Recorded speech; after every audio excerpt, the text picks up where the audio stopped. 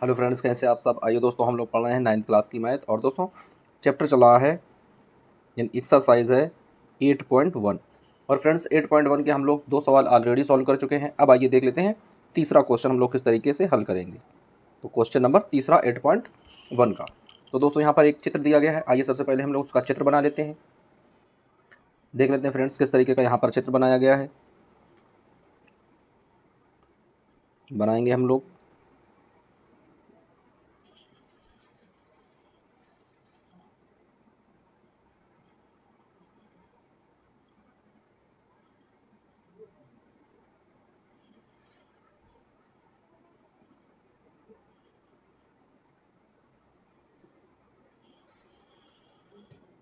इस तरीके से जोड़ देंगे इसको।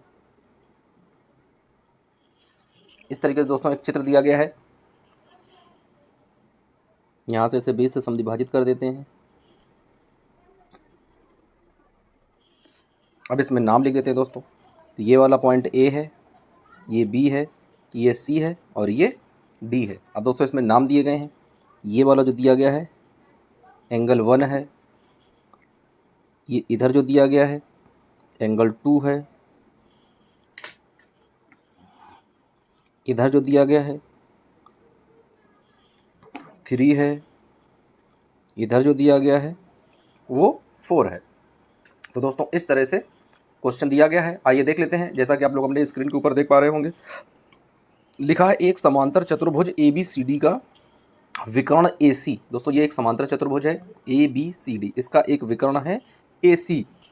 कोण ए को समद्विभाजित करता है, कोण ए को 2 भागों में बांट देता है, समद्विभाजित करता है। कह रहा है कि देखिए आकृति, ये आकृति दी गई है। तो फ्रेंड्स पहले क्वेश्चन में कह रहा है कि सी को भी क्या समद्विभाजित करेगा, हमें इस चीज़ को सिद्ध करना है। तो आइए दोस्तों सबसे पहले तो हम लोग इसमें देख लेते हैं, एंट्री लिख लेते हैं कि भाई इसमें क्या क्या दिया गया है। तो दोस्तों सबसे पहले तो लिखेंगे कि एक समांतर चतुर्भुज है। तो यहाँ पर दोस्तों जब हल करेंगे लिखेंगे कि एक समांतर चतुर्भुज है। एक समांतर चतुर्भुज,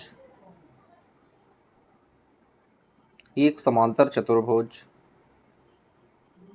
ABCD जिसका विकर्ण, विकर्ण क्या है AC है। BC जो होता है दोस्तों इसको विकर्ण बोलते हैं। जिसका विकर्ण AC, देख रहे हैं आप लोग, जिसका विकर्ण क्या है AC दिया गया है। तो जिसका विकर्ण AC कोण A को समद्विभाजित करता है, यानी 20 से कट कर देता है। कोण A को समद्विभाजित करता है,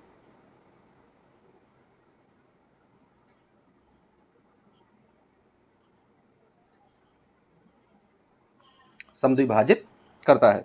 तो फ्रेंड्स ये हमने लिख लिया। अब हमें सिद्ध करना है कि क्या कोण C को भी समद्विभाजित करेगा। तो बिल्कुल करेगा, यहाँ पर हमें दिख रहा है, लेकिन हमें लोगों को यहाँ पर इसको सिद्ध करके बताना है। बाद बाकी यहाँ पर जो दिख रहा है वो तो साफ दिख रहा है कि यदि A को समद्विभाजित कर रहा है तो आगे वाला विकर्ण C को भी समद्विभाजित कर रहा है।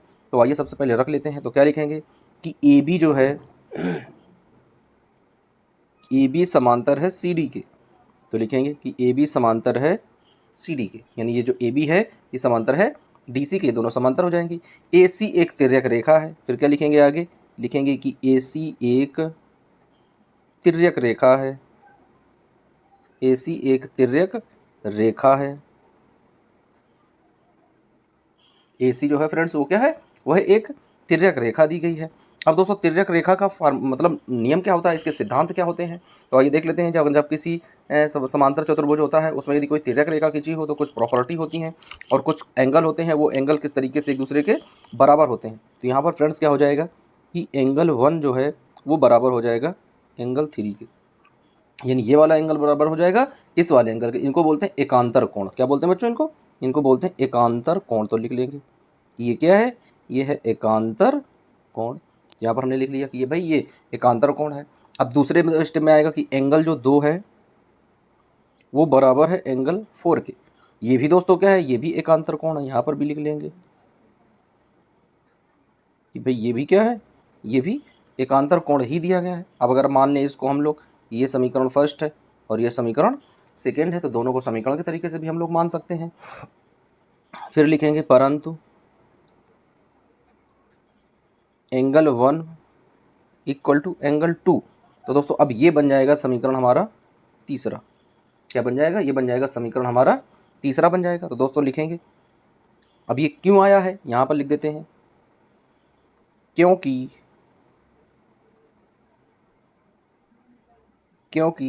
AC कोण A को समद्विभाजित करता है।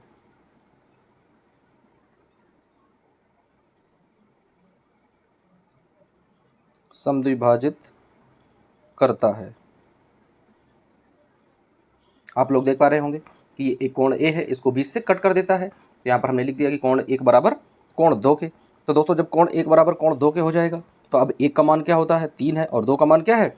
4 है। तो 1 का मान रख देते हैं। 1 का मान दोस्तों क्या आ जाता है? 3 आ जाता है। तो क्या लिखेंगे? एंगल 3 इक्वल टू 2 की जगह 4 है तो एंगल 4, ये भी आ जाएगा। तो एंगल 3 बराबर एंगल 4 आ जाएगा। तो दोस्तों इससे क्या होगा? अतः AC फ्रेंड्स क्या है? अतः AC कोण C को भी समद्विभाजित करता है। समद्विभाजित करता है। तो फ्रेंड्स इस तरीके से हम लोग क्या करते हैं, इन क्वेश्चंस को सॉल्व करते हैं। भाई यही हमसे पूछ रहा था कि ये हमें सिद्ध करना है।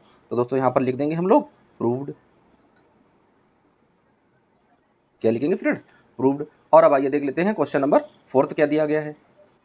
अब आइए फ्रेंड्स देख लेते हैं क्वेश्चन नंबर 4 दिया गया है। यहाँ पर लिख लेते हैं क्वेश्चन नंबर 4। तो दोस्तों देख लेते हैं, जैसा कि आप लोग अपनी स्क्रीन के ऊपर देख पा रहे होंगे, लिखा है कि ABCD एक आयत है। फ्रेंड्स क्या है? ABCD एक आयत है जिसमें विकर्ण AC दोनों कोण A और C को समद्विभाजित करता है। तो दर्शाइए कि नंबर 1 में दर्शाना है कि ABCD एक वर्ग है। नंबर 2 में दर्शाना है कि विकर्ण BD दोनों कोणों B और D को समद्विभाजित करता है। तो दोस्तों इस सवाल को हमें 2 स्टेप में लगाना होगा। तो आइए सबसे पहले तो हम लोग क्या करते हैं, एक वर्ग बना लेते हैं दोस्तों, क्योंकि इसमें कह रहा है कि ABCD एक आयत है। बच्चों क्या है? आयत दिया गया है। तो आइए सबसे पहले तो हम लोग एक आयत का चित्र बना लेते हैं। यहाँ पर किस तरीके से बनाएंगे फ्रेंड्स? आयत में लंबाई के बराबर होती है और चौड़ाई के बराबर होती है। तो इस तरीके से हम लोग एक आयत ड्रा करेंगे।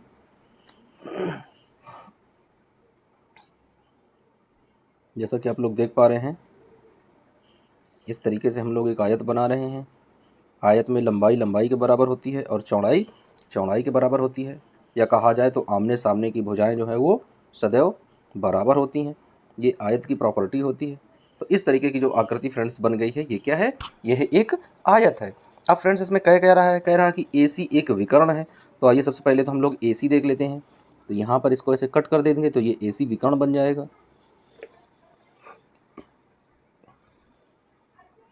ये फ्रेंड्स AC का विकर्ण हो जाएगा। अब आइए BD का विकर्ण देख लेते हैं। तो यहाँ पर एक BD का विकर्ण बना देते हैं, कलर डिफरेंट कर देंगे, ये बन जाएगा BD का विकर्ण। अब आइए इसके नामकरण कर देते हैं। तो इस वाले बिंदु को हम लोग नाम देंगे A है, B है, C है और ये D है। तो फ्रेंड्स ये है। अब इनमें एंगल रख लेते हैं। तो ये वाला जो एंगल दिया गया है ये 1 है। उसके बाद में फ्रेंड्स जो ये वाला दिया गया है ये 2 मानेंगे। जो ये वाला है इसको 3 मानेंगे।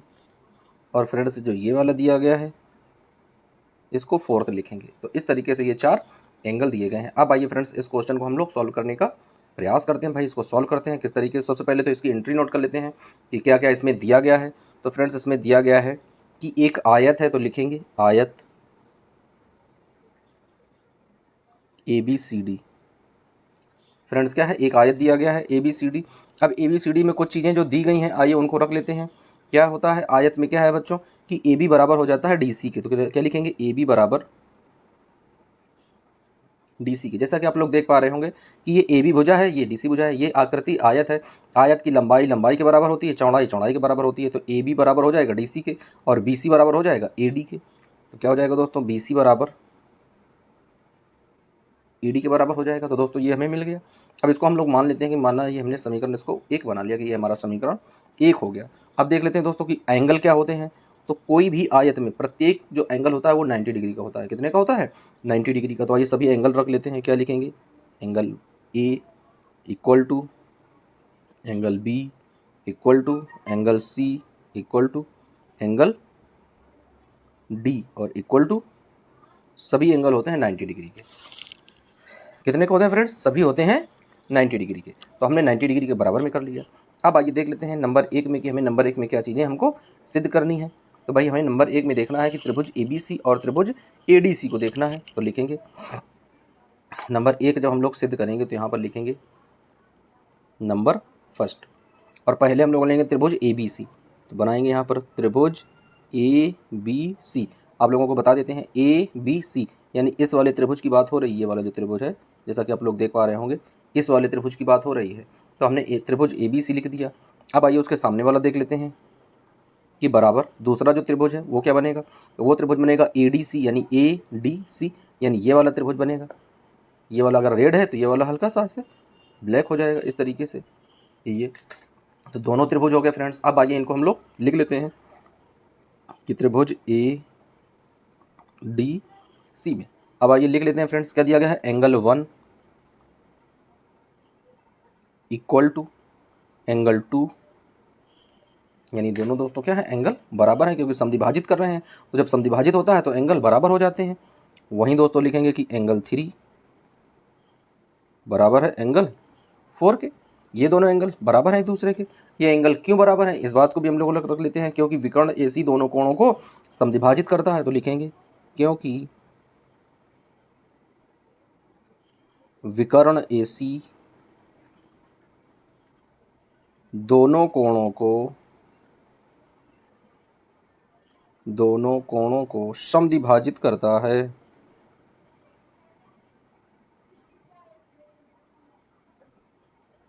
समद्विभाजित करता है, क्या करता है फ्रेंड्स, उसको समद्विभाजित कर देता है। तो अब आइए फ्रेंड्स हम लोग रख लेते हैं और देख लेते हैं इसमें कौन सी कसौटी प्रयोग होगी। तो दोस्तों इसमें एक चीज़ तो और आप लोग ध्यान दे रहे होंगे कि AC जो है वो दोनों में शामिल है, क्योंकि यहाँ पर देख रहे हैं कि AC जो है बीच वाली रेखा ये इस वाले त्रिभुज में भी है और इस वाले भी त्रिभुज में है। तो इसका मतलब क्या आ जाएगा दोस्तों, तो इसका मतलब आ जाएगा कि AC बराबर है AC के। तो क्या लिखेंगे, AC बराबर है AC के, और कोष्टक में लिख देंगे उभयनिष्ठ भुजा है। कैसी है, उभयनिष्ठ भुजा है, यानी कॉमन भुजा है, दोनों में है। तो दोस्तों इसको लिख देंगे उभयनिष्ठ भुजा। अब यहाँ पर देख लेते हैं कि कौन सी कसौटी लगी है। तो दोस्तों यहाँ पर दो एंगल मिले हैं, यानी एक एंगल मिला, दूसरा एंगल मिला, और उसके बीच की भुजा मिली है, यानी इसमें दोस्तों एंगल साइड एंगल यानी ASA की कसौटी से ये जो दोनों त्रिभुज हैं ये कैसे हो जाएंगे, सर्वांग सम सिद्ध हो जाएंगे। तो आइए फ्रेंड्स देख लेते हैं दूसरे पेज में। अब आइए फ्रेंड्स लिख देते हैं कि ये वाला जो त्रिभुज है किससे दोस्तों होगा, जहाँ लगा देंगे कि ASA की कसौटी से, ASA की कसौटी से दोनों त्रिभुज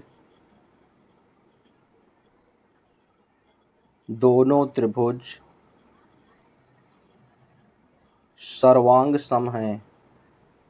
दोनों त्रिभुज फ्रेंड्स कैसे हैं, सर्वांग सम हैं, और इसमें साइड एंगल साइड की कसौटी लगी है। तो आइए रख देते हैं, क्या लिखेंगे कि ट्राइंगल ABC बराबर का चिन्ह लगाएंगे और ये लगा देंगे सर्वांग सम का चिन्ह इस तरीके से। ट्राइंगल ADC, और इस तरीके से ये कसौटी हमारी सिद्ध हो जाएगी। तो दोस्तों पहला स्टेप तो हम लोगों ने सॉल्व कर लिया भाई, कि पहला स्टेप यहाँ पर बराबर हो गया है। अब पहला स्टेप किस तरीके से बराबर हुआ है ये भी चीज़ हमें प्रूफ करनी होगी। तो आइए देख लेते हैं कि दोनों त्रिभुज तो दोस्तों सर्वांग सम सिद्ध हो गए हैं, लेकिन अब जो बात हमसे पूछी गई थी उस बात को हमें सर्वांग सम सिद्ध करना है, उस बात को हमें सिद्ध करना है। तो क्या लिखेंगे दोस्तों, यहाँ पर लिखेंगे कि AB बराबर AD हो जाएगा। क्या हो जाएगा कि AB बराबर AD बन जाएगा। और दोस्तों ये फार्मूले में क्या आ जाएगा, ये आ जाएगा CPCT के नियम से। कहाँ से आ जाएगा ये, CPCT के नियम से। अब दोस्तों CPCT का नियम तो आप लोग जानते हो, यानी जिनकी सम्मुख भुजाएं बराबर होती हैं उनके सम्मुख कोण भी बराबर होते हैं। ये नियम होता है फ्रेंड्स CPCT का। तो यहाँ पर हमने लिख दिया। अब आइए देख लेते हैं कि समीकरण 1 व 2 से, तो लिखेंगे बच्चों समीकरण 1 व 2 से। तो फ्रेंड्स हम लोगों ने माना था कि समीकरण 1 क्या था, यानी समीकरण 1 में क्या चीज़ें दी गई थी। तो दोस्तों समीकरण 1 में था कि एंगल 1 इक्वल टू एंगल 3 के। फिर दोस्तों दूसरे में क्या था, एंगल 2 इक्वल टू एंगल 4 के। तो दोस्तों यहाँ पर क्या चीज़ें बराबर हो जाएंगी, यहाँ पर बराबर हो जाएंगी कि AB बराबर हो जाएगा BC के, और BC बराबर हो जाएगा AD के, और AD बराबर हो जाएगा DC के। यानी इस तरीके से चारों भुजाएं दोस्तों क्या हो जाएंगी, बराबर हो जाएंगी। तो जब चारों भुजाएं एक दूसरे के बराबर हो जाएंगी तो दोस्तों किस तरीके से चीज़ें बन जाएंगी भाई, चारों भुजाएं जब बराबर हो जाती हैं, आमने सामने की भुजाएं एक दूसरे के बराबर हो जाती हैं, तो यहाँ पर क्या आ जाएगा, तो दोस्तों यहाँ पर आ जाएगा कि दी गई दोस्तों क्या है, आयत की सभी भुजाएं क्या है, समान है। क्या लिखेंगे, अतः आयत की सभी भुजाएं, आयत की सभी भुजाएं समान हैं। आयत की सभी भुजाएं कैसी हैं, समान हैं। अतः एक वर्ग है, अतः यह एक वर्ग है। दोस्तों हम लोगों ने जो आकृति बनाई थी उसे आयत मानकर चले थे, लेकिन यहाँ पर हमसे सिद्ध होने में क्या निकला है, वह आकृति हमसे क्या निकली है, वह आकृति निकली है कि वह दी गई आकृति एक वर्ग है। तो फ्रेंड्स क्या आ गया कि दी गई आकृति एक वर्ग है, यानी ABCD एक वर्ग है।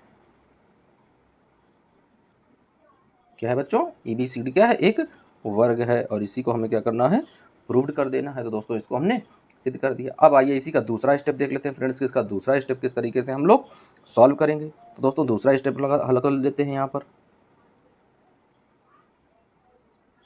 तो देख लेते हैं दोस्तों कि इसका दूसरा स्टेप क्या है, किस तरीके से उसको हम लोग सॉल्व करेंगे। बहुत ही इजी स्टेप में है दोस्तों। अब इसमें क्या है कि अब हमने पहले स्टेप में जो माना था वह एक आकृति थी, और वह आकृति अब क्या निकली है, वर्ग निकली है। तो अब इस दूसरे स्टेप में दोस्तों जो हम लोग आकृति बनाएंगे वो आकृति हम लोग वर्ग बनाएंगे। कौन सी आकृति बनाएंगे, यानी अब हमें वो आकृति लेनी है वर्ग। तो अब हम आकृति वर्ग के रूप में रखेंगे। तो अब आइए यहाँ पर वर्ग के रूप की आकृति रख लेते हैं। तो ये दोस्तों जो आकृति है ये एक वर्ग की आकृति है। आइए इसको रख लेते हैं, नाम लिख देते हैं इसके, यानी ये A है, ये B है, ये C है और ये D है। अब दोस्तों इसमें केवल एक विकर्ण जोड़ देते हैं, इसका BD जोड़ देते हैं। इस तरीके से एक विकर्ण हमने जोड़ दिया इसका BD। अब दोस्तों इसकी कसौटी क्या होती है वर्ग की, कि इसकी ये भुजा जो है इसके बराबर, ये भुजा जो है इसके बराबर, यानी इसकी चारों भुजाएं कैसी होती हैं बच्चों, बराबर होती हैं। बस यही चीज़ हमें ध्यान देना है कि इसकी चारों भुजाएं क्या होती हैं, बराबर होती हैं। तो आइए अब देख लेते हैं कि इसमें दो कौन कौन से त्रिभुज बनेंगे। तो दोस्तों इसमें जो दो त्रिभुज बनेंगे तो इसमें भी बनेगा ABD, यानी ये वाला त्रिभुज बनेगा। तो यहाँ पर लिखेंगे दोस्तों हम लोग कि त्रिभुज ABD बराबर, दोस्तों दूसरा वाला जो त्रिभुज बनेगा वो बनेगा BDC, त्रिभुज BDC इस तरीके से। अब आइए इसको हम लोग सिद्ध करते हैं बच्चों। तो यहाँ पर हम लोग देख पा रहे हैं कि सभी भुजाएं क्या है, बराबर हैं। तो क्या आ जाएगा, AB बराबर BC के। तो क्या लिखेंगे बच्चों, AB बराबर BC के, कोष्टक में लिख देंगे दिया गया है। जो चीज़ें दी जाती हैं उसको क्या लिख देते हैं, दिया गया है, यानी वर्ग की भुजाएं हैं तो दिया गया हो गया। फिर दोस्तों क्या है, AD बराबर DC आ जाएगा, यानी AD बराबर DC हो जाएगा। तो ये भी दोस्तों वही हो जाएगा, ये भी दिया गया है। तो दोस्तों ये भी हमने लिख दिया गया है। BD बराबर BD हो जाएगा, कॉमन भुजा हो जाएगी। तो लिखेंगे कि BD बराबर BD है, ये उभयनिष्ठ भुजा है। क्या है बच्चों, उभयनिष्ठ भुजा है। तो यहाँ पर हम लोग इसको उभयनिष्ठ रख देंगे। जब उभयनिष्ठ रख देंगे तो दोस्तों अब इसमें कसौटी लगेगी SSS। कौन सी कसौटी लगेगी बच्चों, इसमें SSS की कसौटी लगेगी, क्योंकि तीनों भुजाएं हमने बराबर की हैं। तो क्या लिखेंगे बच्चों यहाँ पर, SSS की कसौटी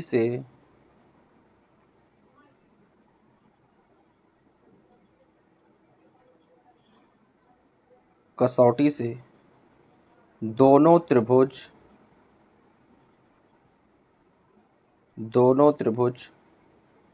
सर्वांग सम हैं। दोनों त्रिभुज कैसे हैं, सर्वांग सम हैं। अब आइए इनको हम लोग सर्वांग सम सिद्ध कर देते हैं। तो क्या लिखेंगे, लिखेंगे त्रिभुज ABD, अब ये लगा देंगे सर्वांग समता का चिन्ह, और त्रिभुज BDC इस तरीके से। दोस्तों हमने इसको सिद्ध कर दिया। अब आइए देख लेते हैं, सर्वांग समता का नियम भी लगा दिया। अब दोस्तों आ जाएगा यहाँ पर कि कोण ABD लिखेंगे, कोण ABD बराबर हो जाएगा कोण CBD के, इसके बराबर हो जाएगा।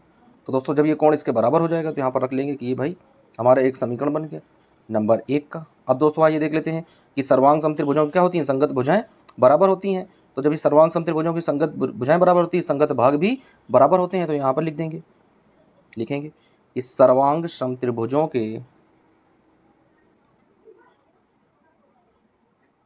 सर्वांग समत्रिभुजों के संगत भाग बराबर होते हैं। संगत भाग कैसे होते हैं? बराबर होते हैं। ये कसौटी होती है। तो दोस्तों क्या लिखेंगे? कोण ADB बराबर कोण CDB। ये भी दोस्तों क्या है? एक दूसरे के बराबर हो जाएंगे, इक्वल हो जाएंगे। तो दोस्तों इसमें क्या लग जाएगा? इसमें लग जाएगा सर्वांग समत्रिभुजों के संगत भाग बराबर होते हैं। जो ऊपर हो जाएगा वही नीचे हो जाएगा। तो यहाँ पर लिख देते हैं CPCT के अनुसार, CPCT के नियम से। तो दोस्तों CPCT का नियम तो सब लोग जानते हैं। अब दोस्तों समीकरण 1 व 2 के आधार पर यह कहा जा सकता है कि विकर्ण BD जो है वो दोनों कोण B व D को क्या करता है? समद्विभाजित करता है। तो दोस्तों अब यहाँ पर हम लोग थोड़ा थ्योरी लिख देते हैं। तो यहाँ पर लिखेंगे समीकरण 1। दोस्तों ये समीकरण 1 है और इसको मान लेते हैं समीकरण दूसरा। तो समीकरण 1 व 2 से ये कहा जा सकता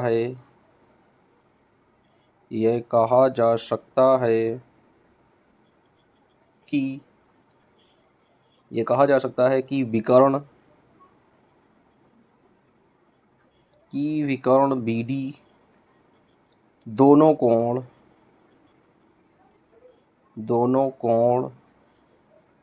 B व कोण D को समद्विभाजित करते हैं।